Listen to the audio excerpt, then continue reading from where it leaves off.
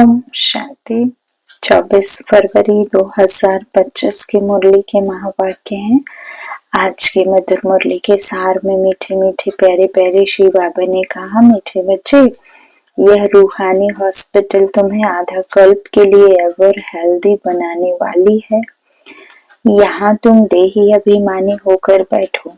प्रश्न, धंधा आदि करते भी कौन सा डायरेक्शन बुद्धि में याद रहना चाहिए? उत्तर, बाप का डायरेक्शन है। तुम किसी साकार व आकार को याद नहीं करो।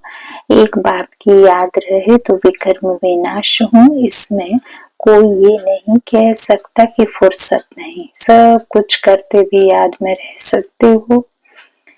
ओम शांति। मीठे मीठे रूहानी बच्चों प्रति बाप का गुड मॉर्निंग। गुड मॉर्निंग के बाद बच्चों को कहा जाता है, बाप को याद करो। बुलाते भी हैं, हे पतित पावन आकर पावन बनाओ। तो बाप पहले पहले ही कहते हैं, रूहानी बाप को याद करो। रूहानी बाप तो सबका एक ही है। फादर को कभी सर्वव्यापी नहीं माना जाता है। तो जितना हो सके बच्चे पहले पहले बाप को याद करो। कोई भी साकार व आकार को याद नहीं करो सिवाय एक बाप के। यह तो बिल्कुल सहज है ना। मनुष्य कहते हैं हम बिजी रहते हैं, फुर्सत नहीं, परंतु इसमें तो फुर्सत सदैव है। बाप युक्ति बतलाते हैं। यह भी जानते हो, बाप को याद करने से ही हमारे पाप भस्म होंगे। मुख्य बात है यह। धंधे आदि की कोई मना नहीं है।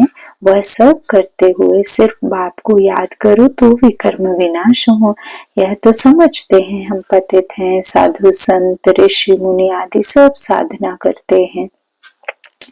साधना की जाती है भगवान से मिलने की। सो जब तक उनका परिचय ना हो तब तक तो मिल नहीं सकते। तुम जानते हो बाप का परिचय दुनिया में कोई को भी नहीं है। देह का परिचय तो सबको है। बड़ी चीज का परिचय झट हो जाता है। आत्मा का परिचय तो जब बाप आए तब समझाए। आत्मा और शरीर दो चीजें हैं। आत्मा एक स्टार है और बहुत सूक्ष्म है। उनको कोई देख नहीं सकते। तो जहाँ यहाँ जब आकर बैठते हैं तो देही अभिमानी होकर बैठना है।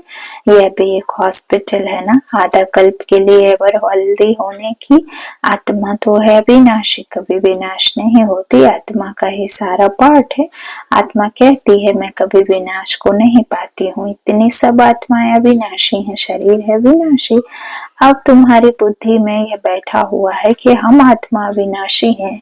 हम 84 जन्म लेते हैं। यह ड्रामा है। इसमें धर्म स्थापक कौन कौन कब आते हैं, कितने जन्म लेते होंगे, यह तो जानते हो।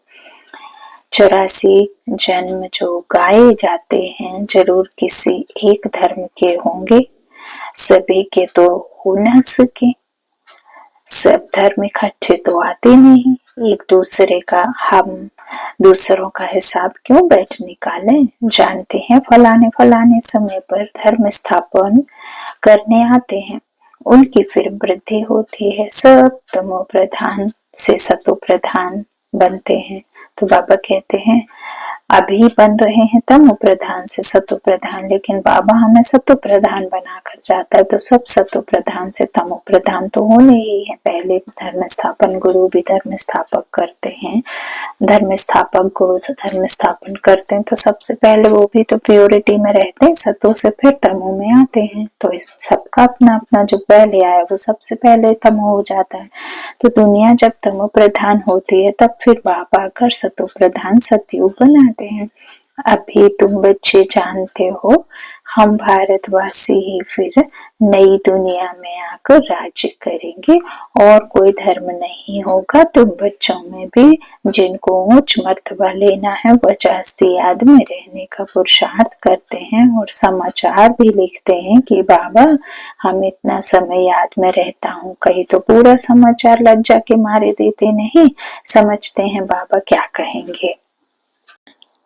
परंतु मालूम तो पड़ता है ना। स्कूल में टीचर स्टूडेंट को कहेंगे ना कि तुम अगर पढ़ेंगे नहीं तो फेल हो जाएंगे। लौकिक माँ बाप भी बच्चे की पढ़ाई से समझ जाते हैं, यह तो बहुत बड़ा स्कूल है, यहाँ तो नंबर वार बिठाया नहीं जाता है, बुद्धि से समझा जाता है। नंबर वार तो होते ही है ना। अब बाबा अच्छे अच्छे बच्चों को कहाँ भेज देते हैं, वह फिर चले जाते हैं। तो दूसरे लिखते हैं, हमको महारथी चाहिए, तो जरूर समझते हैं वह हमसे होशियार नामी ग्रामी है। नंबरवार तो होते हैं ना। प्रदर्शनी में भी अनेक प्रकार के आते हैं, तो गाइड्स भी खड़े रहने चाहिए जांच करने के लिए, रिसीव करने वाले तो जानते हैं यह किस प्रकार के आदमी है, तो उनको फिर इशारा करना चाहिए कि इनको तुम समझाओ। तुम भी समझ सकते हो, first grade, second grade, third grade सब है, यहाँ तो सबकी सर्विस करनी ही है। कोई बड़ा आदमी है तो जरूर बड़े आदमी की खातिरी तो सब करते ही हैं, यह कायदा है। बाप अथवा टीचर बच्चों की क्लास में महिमा करते हैं, यह भी सबसे बड़ी खातिरी है।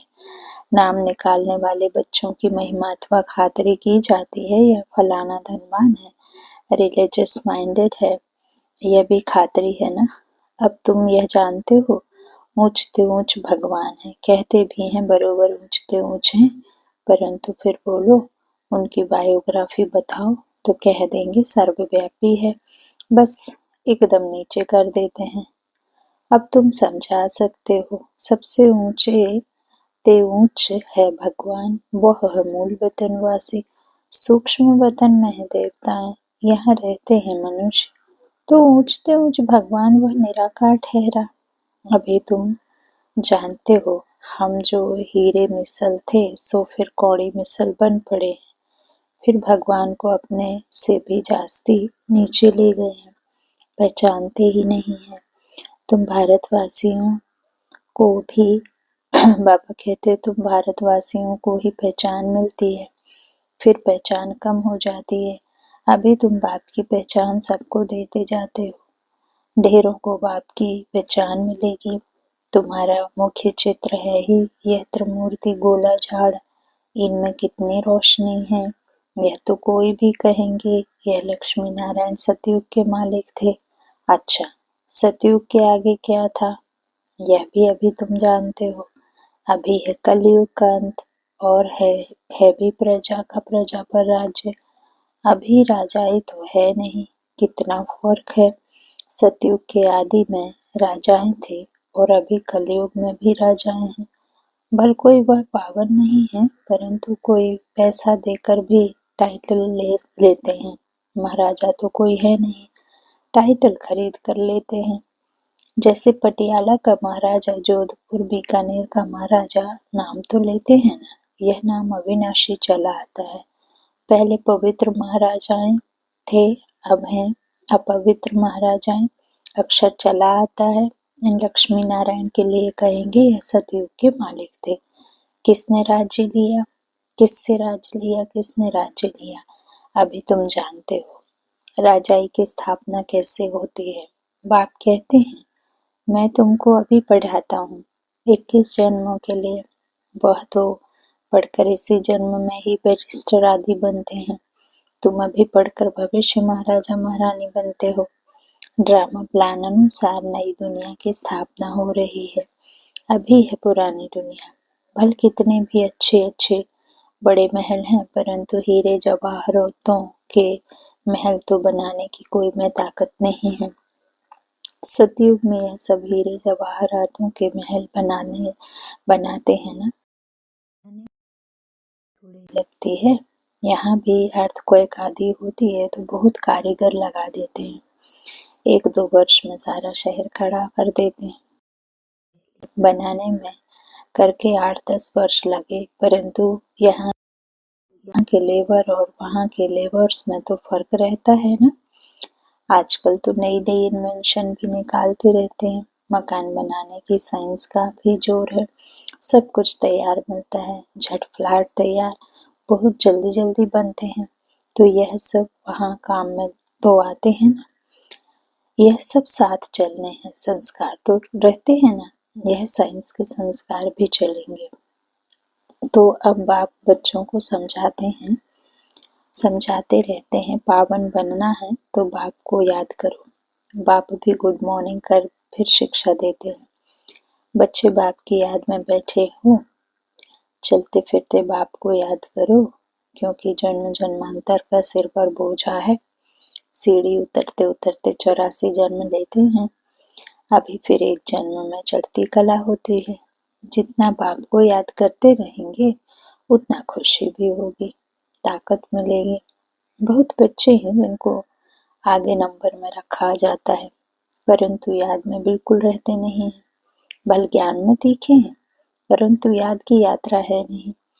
बाप तो बच्चों की महिमा करते हैं। यह भी नंबर 1 में है तो जरूर मेहनत भी करते होंगे ना। तुम हमेशा समझो कि शिव बाबा समझाते हैं तो बुद्धि योग वहाँ लगा रहेगा।